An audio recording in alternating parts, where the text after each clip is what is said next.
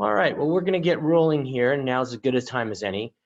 First, we want to say thank you for everyone for attending our webinar today. We're really excited to provide you a little of our insight and thoughts on how you take purpose into a pandemic and make it something that can really drive your business. We want to go over a few housekeeping items just to make sure everybody is on the same page here. We are taking questions. There is a Q&A button at the bottom. Usually it's at the bottom of your screen in Zoom. If you click on the Q&A button, it'll open up the little window and you can ask a question at any point. Throughout the presentation, although we just want to mention that we're going to hold them for the end, so we do ask you to have a little patience and we will get to all of them, or as many as we can, we promise. We're also going to be recording this webinar and we'll make it available afterwards so that you can have a look. So we'd be happy for you to share it with your friends, colleagues, and anyone else you would think would be interested. So today it's myself, Tom Lazaroff, and my co-founder of the Fundamental Group, Bruce Dundore, speaking. Welcome, Bruce. Hello, how are you? Welcome, everybody. Good to see you. So with everything going on in the world right now, we thought it was a good time to sort of take a step back and talk about something that is really important to us, both personally as well as in our business. And that is the importance of having purpose for organizations. Bruce and I with Fundamental Group have been helping companies for about 20 years develop purpose and then turn that purpose into stories that they can share with their customers. And it's something that we believe very, very strongly in. And so we wanted to use this opportunity to talk about how important it is to have purpose, particularly in the times that we're living in. So let me start with this. And if you haven't noticed, this time that we're living through right now is just unlike anything we've ever seen. Given everything that's going on with the worldwide pandemic, plus the economic collapse that's happened in a lot of places, the social unrest that we're living through, this is just an absolutely extraordinary time. And it is something that is going to challenge businesses and has been challenging businesses. How do you get through this? And how do you make sense of what's going on? Not only for your own business, but for the people that work in your business, as well as for your customers, for people who are investing. There needs to be some glue that helps to hold your organization together when something like this is happening. The business challenges, I think, are pretty straightforward. One of the things you'd like to do is at some point return to a conversation about sales when you're not, dealing with all the things that are happening in the outside world. It would be nice to actually have some conversations and get people to talk about making purchases and doing business. But it's really difficult in this environment. So how are you going to do that? Are they at a point where they're even going to listen? How do you get them to listen? How do you put them in a frame of mind where they're ready to say, hey, I am open to this idea? Also, how do you rebuild and gain trust? I mean, trust is going to be so incredibly important during this period of time, to just have people willing to take a chance and work with you as a business, to reach out and accept the ideas of somebody new. And then, how are you going to retain and motivate employees? This is very difficult. And we'll talk about some of the challenges that employees are facing right now and why this particular period is really one where you have to connect with employees and maintain those connections, even as difficult as it is in these times. So Bruce, why don't you talk a little bit about what's going on the human side of this? Are you off mute? Yeah. I gotta do the unmute dance.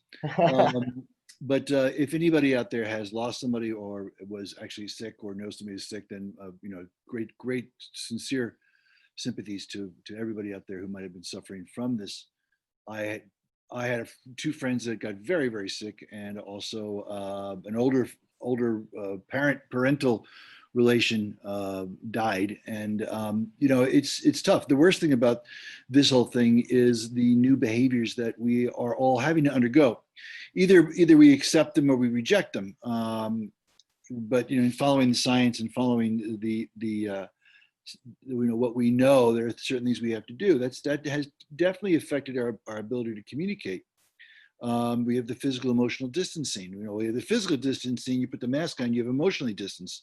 You no longer can tell really the emotions of the person in what they say. They might have said something, it might have been a smile. You won't know there's a smile if there's a mask on. Do we have a suspicion, lack of trust? Is that and we have to stand 6 feet apart because we don't know, are you asymptomatic?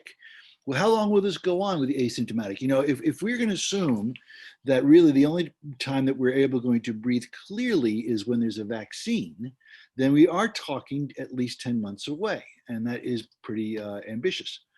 So the biggest thing that we have here is we have this social opening up of places where people can enjoy themselves, but the businesses are still working remotely to a great deal. And that's a big deal right now because that's changing behaviors in terms of organizations and the people in the organization.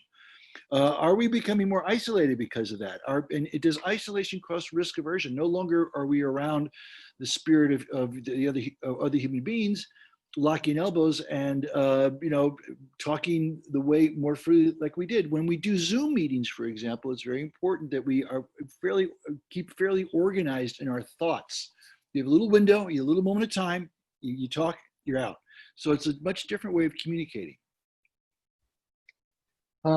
Beyond that, I mean, the new work environment, as Bruce alluded to, I mean, this is just, unprecedented. I mean, the kinds of losses in April, 20 million jobs alone in that 1 month, and the kind of job insecurity that people are dealing with. Right now, anybody that you're talking to has a potential issue that their job might not be around in another, month or two. There are people who are working remotely, which, has a bunch of different challenges as far as being able to communicate and connect with people, to be able to get the work done that you need to get done, and at the same time deal with all the challenges that you might have in handling remote work with dogs and family and kids and doorbells ringing and phone calls happening, all those different things. The other thing is that goals and expectations with organizations are changing. So people are recalibrating, sometimes for the better, sometimes for the worse. I mean, a lot of times the big ideas and the big projects that people had planned for the year are suddenly going out the window. A lot of the things they're realizing, hey, these aren't realistic. They're starting to scale back ideas. And because of that, partially that's because of the environment of cost cutting. I mean, now if you're not going to make the sales projections that everyone had believed in, suddenly the budget is not there to do a lot of the initiatives that people had been hoping for and planning for. So how are they sort of dealing with the changes in their own positions and their own expectations as they move forward? And finally, there's the lack of shared experience. And this is a big one that happens, for people. You're no longer in the same place, seeing and doing the same things with other people that you've been used to. And I know that there are a lot of people that have done a fair amount of remote work anyway, but those opportunities where you can bring the whole organization together, those, big meetings for departments or for groups or for big projects and initiatives that are used to getting together and having the opportunity to be together, to have lunches together, to go out for a drink after work, those shared experiences are lost. And with those loss of shared experience it does a lot to eat away at culture, to eat away at the things that make your organization and a business one that has strong bonds. So and that creates the emotional challenges with all that uncertainty and cost cutting. How are people handling that? There is a lot of stress, a lot of issues with people having emotional and mental illness issues that are going on. So this is what we're facing as our environment. Oh, Tom, I'd like to jump in there if you don't mind about the working remotely. I want to make a comment on that because I think there's some things that maybe y'all out there are experiencing with the working remotely. There's two reports. One, that the productivity is quite good. There are some people who really enjoy working remotely, and the productivity, we've seen numbers, and they're theoretical still, but it still seems people can be fairly productive.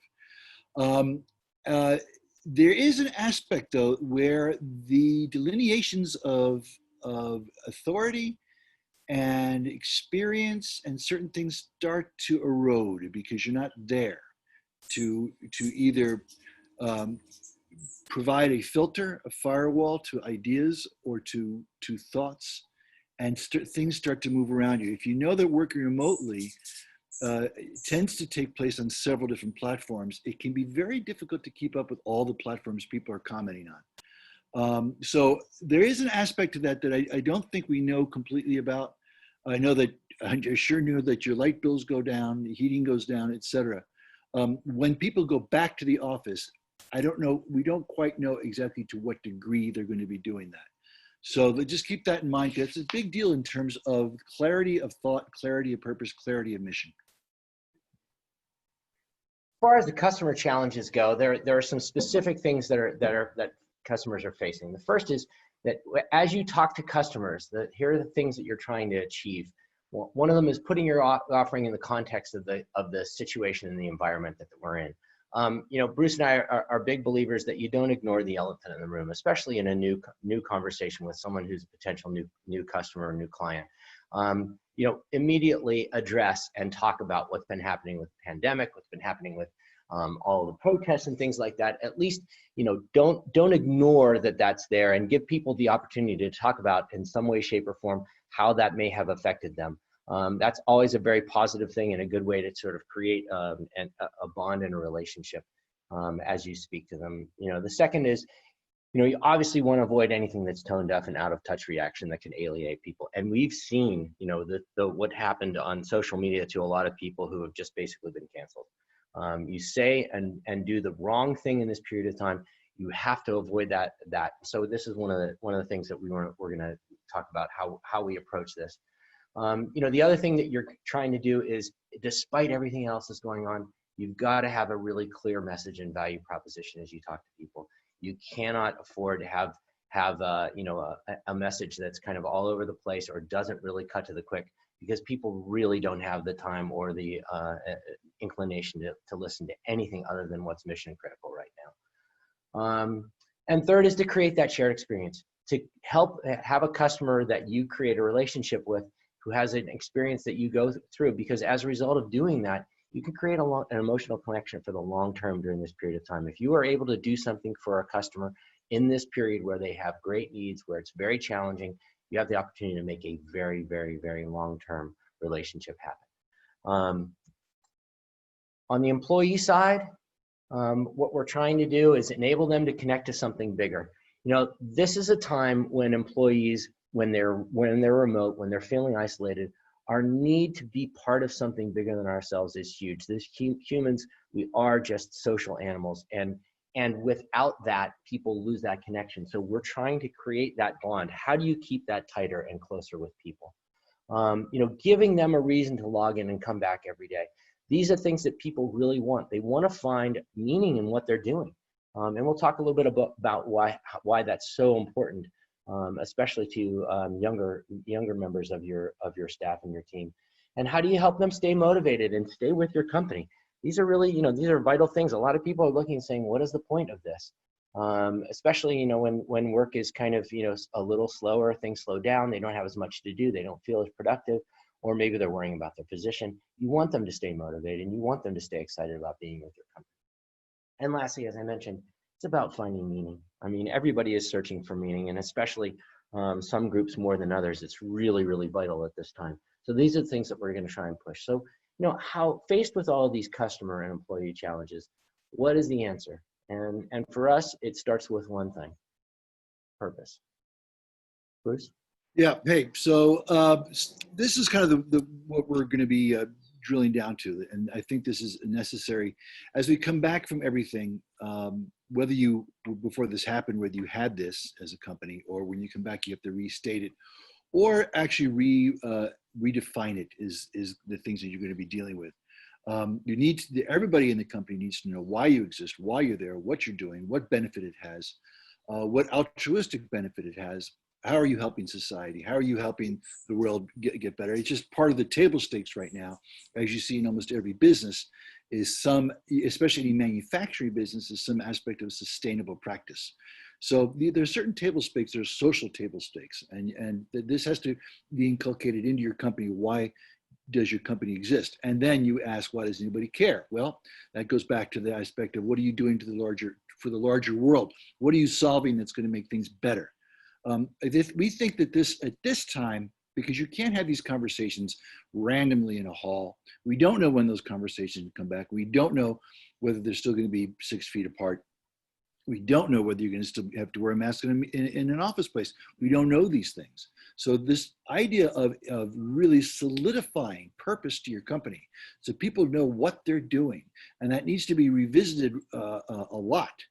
When that gets revisited a lot and gets defined over and over again, that starts to spew out into the conversations that they have with potential customers. So we think that this needs to be strengthened now due to the lack of contact that we have interpersonally. We're gonna. It's not just because we think it's a good idea, and we think for all those reasons. There's a lot of research that points to the value of purpose. We're going to talk about a few of them. One of them is a study that was done by a guy named Jim Stengel, whose book Grow we highly recommend if you haven't read it. He did a study where he compared the growth of the 50 companies who had a clearly defined purpose versus the S&P 500, and you can see the degree which they outperformed in terms of their growth. It is just a dramatic change. So in terms of just helping businesses grow, having purpose seems to be correlated with having extensively strong performance in terms of your business. Secondly, there's a study done, the Harvard Business Review, grouped some companies, they self-identified as to the degree to which they prioritized purpose. And they've set them into three groups. The prioritizers are the people who are developing some purpose and the people who are lagging in purpose. And what they found was that the companies that were prioritizing purpose were outperforming the ones who are developers and laggards significantly. So, you saw that 58% of companies who prioritize growth were seeing 10% plus growth versus the average. So big difference versus, the laggards where 42% of them had either flat or decline in that situation. So it happens when you're talking about top line growth, but it also, purpose has an impact in other ways, especially internally. One of the really interesting studies that was done by Bain & Company discovered that productivity in an organization is impacted by growth. A typical satisfied employee, if you were to call them, let's say that they had 100% productivity level. If you then compared that to someone who was engaged, not necessarily purposeful, but engaged, they had a productivity level that was 144%. But an organization where they had a clear purpose and a connection to the purpose of their employer and were inspired by that, their productivity was a whopping 225%. So that's a pretty amazing statistic about how you can motivate people. And it makes sense. If you believe in the mission, you're going to do anything for it. I think Elon Musk said something to the effect of that, people will go to work for a paycheck, but they'll go to war for a cause. And I think that's the same. The last thing I'll just talk about here, and there have been many other studies, was retention. PwC did a study not long ago where they found out that if a person has a connection to the overarching purpose of an organization, they're twice as likely to stay with that company. And when you talk about millennials, that number goes up to 5 times more likely to stay at their company because of a connection to purpose. What we've heard and what we've seen over and over is that millennials are telling us that they want to have a much clearer connection and be part of something that is much bigger than just punching a clock and having a paycheck. That they want to be part of an organization that's doing something that's meaningful. And work is a big part of that for them. So those of you who have millennials on your team, or those of you who are millennials, will recognize this as being a big deal. So there are a lot of reasons beyond just the idea of purpose in and of itself that it's a good idea. There are a lot of business reasons that back this up. So what we want to do then is give you a little bit of a roadmap today on how to build purpose and what those steps are. So Bruce, you want to tell them a little bit about these steps? Yes, mute is off. Okay. Yeah, so listen, this is a little different. I think there's a lot of companies that are branding companies, and they do a very good job in their own way. That's fine. They do a lot of personas, and they split it down to 12 to 18 to 22 personas, and even more sometimes. And we don't want to do that. We want to keep this narrow focus, because the more narrow you are, the more disciplined you are. You throw out a lot of stuff that's superfluous or stuff that makes for a wobbly definition. But the key thing about this roadmap is that, and this is something we run into a lot. We run this into a lot with CMOs. They can't get their initiatives established. They come into a company, or a founder leaves, or there's some turmoil, and they come in, they want to get some things done. They know what they're doing, but they can't get anybody on board.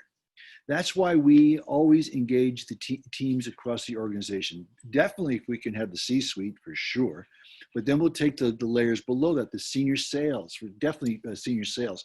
We like talking to salespeople because they do have their finger on what the resistance or the acceptance of the customer to the organization.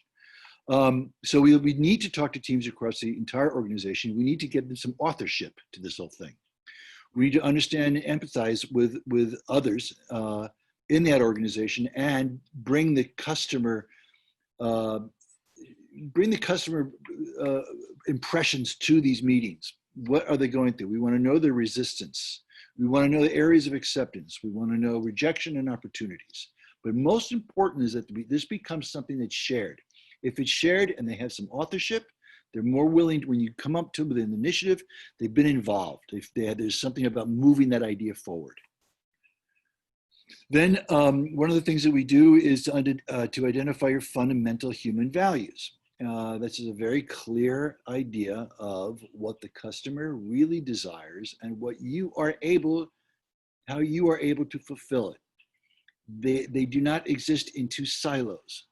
We have some fundamental human needs. What companies meet those fundamental human needs with a product or service? If they do that and they articulate that, they win. Again, as I said, articulate your purpose based on your fundamental human value that you've identified, expand to that, expand past the core fundamental human value into the actual thing that you make and adapt that fundamental human value to the thing that you make to express how that solves their need and desires. And you share it. You share it all over the place. You share it with the organization up and down. Yeah, and I would add that you share it in a lot of different ways. We'll get into each one of these a little bit. So right. Let's start with the first one about engaging with the entire organization. We typically engage ourselves with people within the marketing organization, but as Bruce said, this goes way beyond just marketing. An initiative like this that starts in the marketing department and is created by the marketing people is adopted only by the marketing people. I mean, that's the reality of it. The whole organization has to have that authorship that Bruce is talking about. And yes, we believe that you bring in all these people, and in our practice, this is what we do. Folks from finance, from IT, especially people who are customer facing, are really, really important in this to get the conversations from them and understand their insights into customers. All of these people have to be part of it, because when it's organic and it grows from within, it's something that people actually adopt and believe in. So get the customer facing people there. Senior leaders, really important. As Bruce said, C-suite has to be involved in this. All the highest leaders of the organization have to be bought into this, because if they don't buy in, the rest of the organization doesn't buy in. It's got to be something that everyone believes in. And finally, in doing this process, especially these days, it has to be a very, very inclusive process. You have to make sure that you're representing all the ages within your organization. If this just comes from, the okay boomer folks, you're going to have a hard time. This is something that everyone has to buy into. So you make it a point of having people from all ages within the organization being part of this.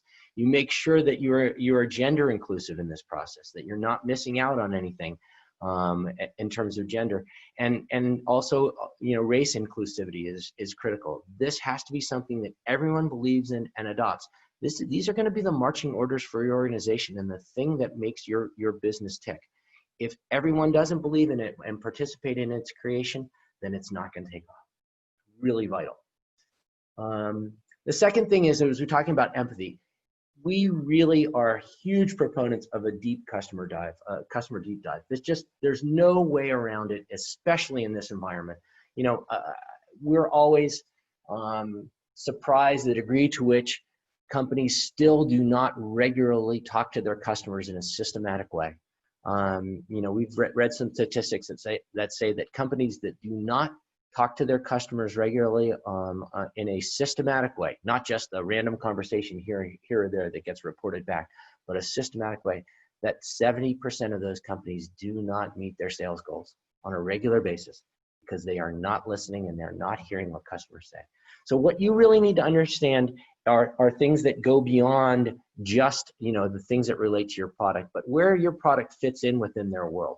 What is their world like? And especially now, how has their world changed?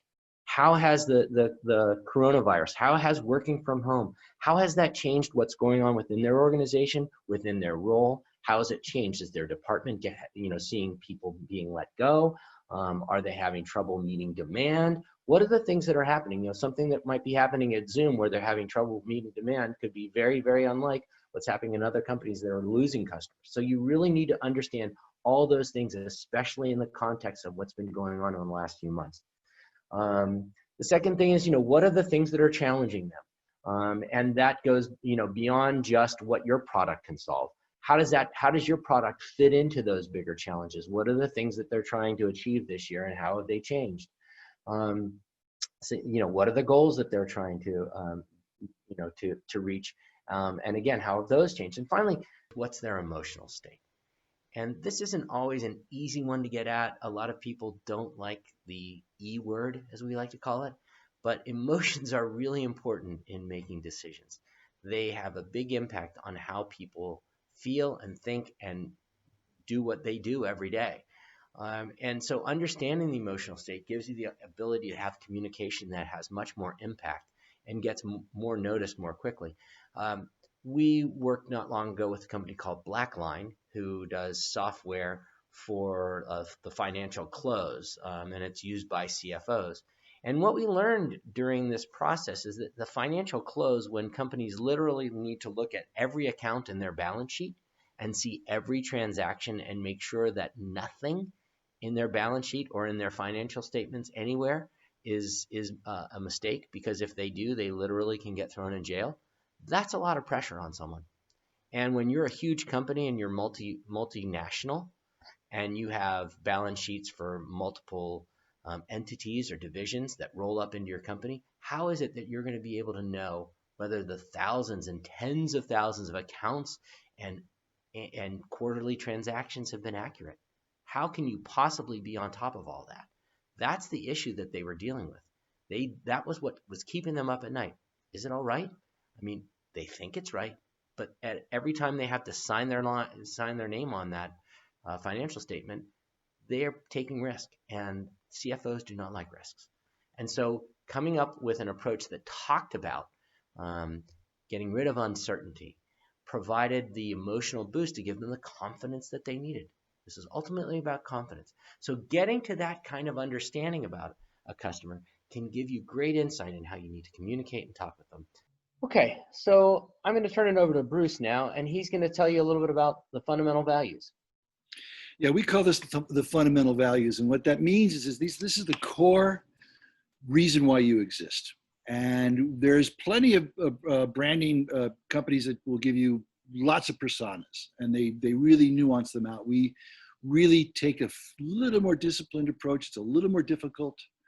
But the fundamental values really drags what your customer, what your audience needs and desires, the fundamental needs and desires of the human being, that companies that are successful seem to fill, that they're capable of meeting those needs and desires. So it's not a wide ranging thing. There's very core marketing values, and we're not talking of fight or flight type of value. We're talking about the values I'm going to tell you about that are things that customers all need in their lives. The first that we have here is called happiness/contentment. The second is connecting community. There's curiosity, exploration. There's pride, ego, societal impact, innovation. When we talk about the first one, happiness and contentment, we know that people want to feel happiness, okay? One of the companies that has marketed itself since the get-go is Disney, the happiest place on earth. They offer their customers a 5-hour, very expensive, happiness experience. And they leave happy and talking, and that is a hugely successful model. But we also see contentment there, and we added that in there because there's an aspect of happiness that comes from a contentment, which means everything feels like it's settled. You've done something very responsible. And in that, you have insurance. where you buy insurance for your family, your wife, your loved one, your kids, or the house or the car that makes you feel I'm covered, I'm good. Anything that goes wrong, I have a backup, all right? Or I have a reward or an award to family members if something at all goes wrong. And that makes me feel contented, okay? It makes me feel at peace. And that leads into happiness. That causes happiness. The second one is connecting community. We know from Facebook and Starbucks and telecom. So Facebook connects people it's very model, friends, befriending people, unfriending people, but it connects a whole tribe of people. And people need that. They need to belong to tribes. It is what it is. Starbucks is your third living room, a place where you can go. You can order generally the same sort of thing. You're in a culture of coffee and a culture of relaxation. You're down there with your laptop. You're maybe working on something. You're making a phone call, but you're in a third living room. And there's a connection and community to that. That becomes a community. There are people who go to Starbucks regularly and they meet the same people. Relationships are started. People need that. And by the way, one of the issues you have with the pandemic world is a lack of connection and a dissolution of community. And so that is something that needs to be reinforced. Curiosity, exploration. Again, this is a very deep-seated human desire to learn new things, to seek new things, to have new experiences. Google does that because it enables you to search the internet. Patagonia does that because, and again, I don't think Patagonia is selling you just vests and boots. I think it's selling you the experiences of travel and the world. And an appreciation of the world. They have a very, very ethical, sustainable way of discussing things. It's one of those what you call good companies. Pride and ego. Pride and ego is something that exists for every single luxury product in the world. What you wear is who you are, what you've accomplished. You get a Mercedes when you pull up to the stoplight and the crosswalk. Somebody who doesn't know you crosses in front of your car and feels that you are a person who's accomplished something. Well, that feeds your ego. And there is an aspect of human nature that wants the ego to be fed, ego to be reinforced, or to have an ego, or to feel pride in something, because again, that actually does give you happiness. Then there are companies at the very bottom of the list that wake up every morning and to say what are you going to do that's going to be in the front pages of the paper that's going to change things.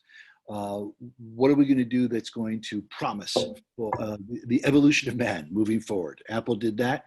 Every day to put a dent in the universe in terms of everything they made and the way people wanted to hear music, the way people wanted to have a computer, the way a computer for everyone. And the history of Apple is very much about innovation and societal impact. Innovation should cause societal impact. What we do want to tell people is that not every company wakes up every morning and says, we're going to do different. Not every company, even though they do innovative things, is an innovation company. It's a big difference. Software people tend to always think when you ask them about their human value, they go, we're innovation. Well, no, you're not really innovation because you're just basically moving something a little further along down the path. You're not changing the way people do something, okay? Go ahead. And then we deal with very important, and this is probably the toughest part of our seminar is the brand purpose statement. Again, this is a statement that is general, that taps into the fundamental human value and not the thing that you make. In fact, we forbid anybody to say, we make software, or we make cars, or we make beverages, or we make this, or what do you do? Apple empowers creative exploration and self-expression. Google immediately satisfies every curiosity.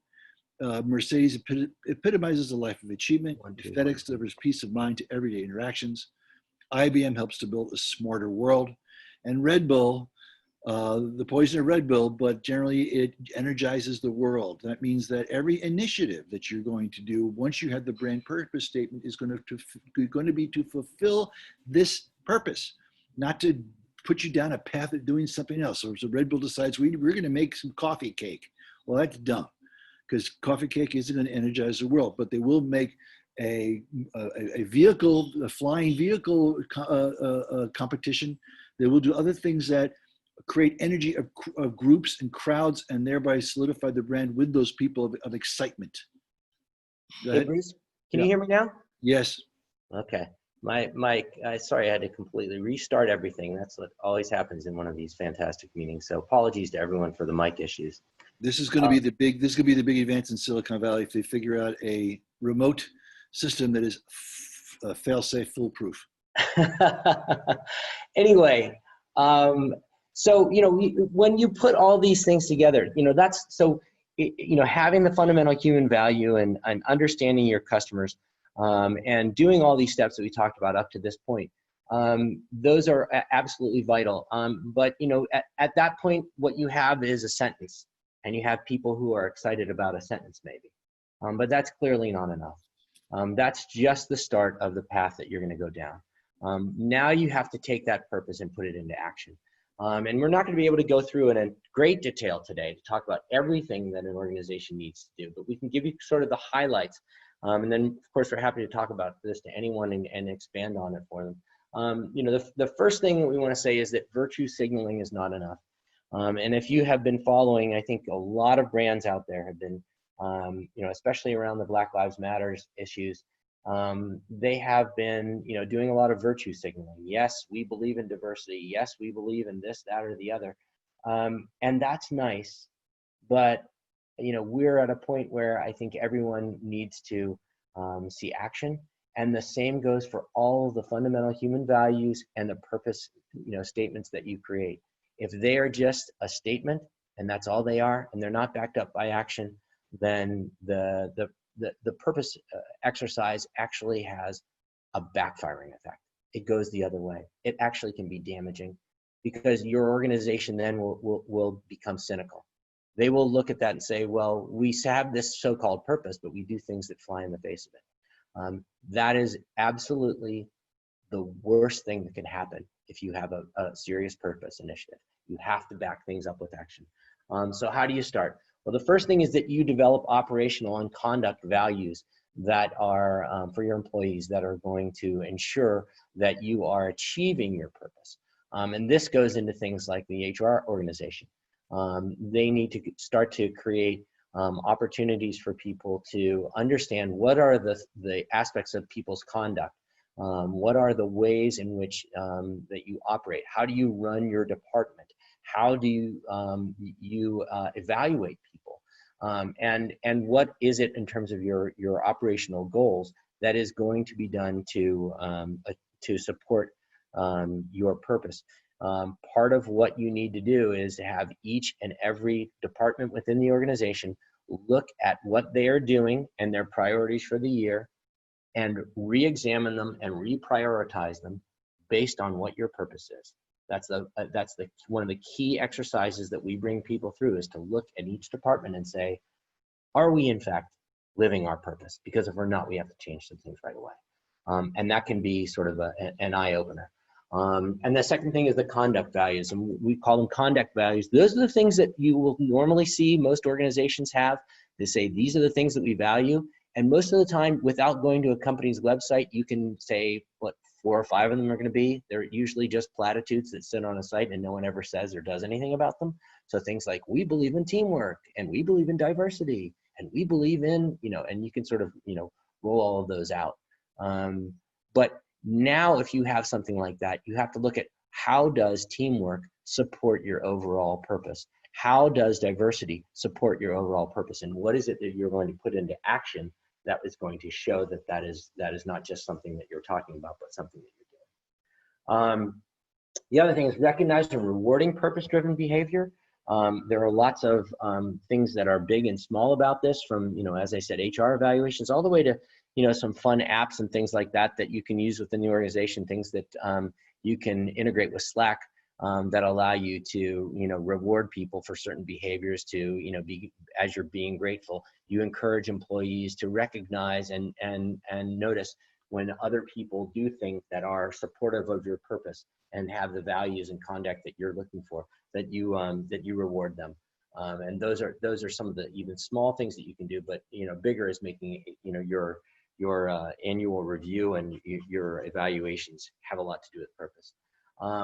This is one that we get involved with in a big way, creating stories that highlight and successfully about how you successfully deliver on purpose. So this is going and doing great customer success stories that don't just focus on your product and what your product is, but focus on how your product got involved with this organization and how you helped deliver on your purpose and how it made a difference for the person and people that use or are customers of your product. So these are really valuable. Purpose becomes kind of the foundation for all of your content generation, really. You go back and look at your content generation, and then you say, how does that piece of content then relate to our larger purpose? And it becomes a really great wellspring for creativity and for content development, thinking about purpose and making that sort of the centerpiece of your conversations. Of course, you're going to have lots of different things, and not everything is going to talk just about purpose. But in some way, shape, or form, you should see a thread and how it relates back to what your organization's purpose is and how it builds that purpose. And then this is a big one.